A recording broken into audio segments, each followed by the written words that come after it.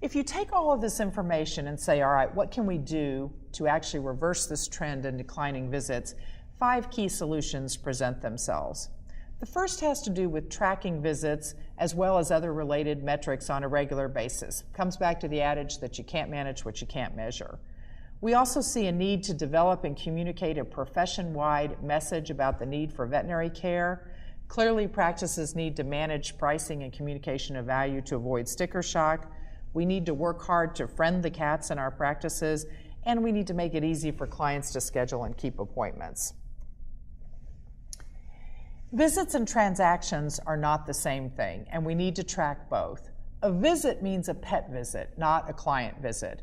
So a visit means the pet comes to the practice for an examination or a procedure, and that could be a physical, it could be a dental, it could be a surgery, whatever it is, but the pet is there and the veterinarian is doing something to the pet. A transaction, on the other hand, is an invoice. And that generally means a client visit. So the client came, but the pet didn't necessarily come with the client. And maybe the client bought food or a refill of a medication or flea and tick products or whatever. But it was a client transaction, not the pet coming to visit the veterinary practice.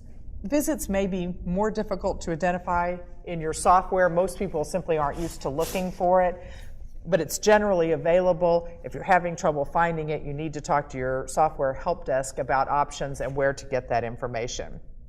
It's important to remember that while visits is a critical metric that needs to be looked at, and it's one that many veterinary practices have not been tracking, it's not the only metric. We've tended in the past to focus on revenue or average transaction charge as a measure of overall financial health, and that simply doesn't work. Visits also cannot substitute as a measure for overall practice health. The only number that really tells you overall practice health is profitability.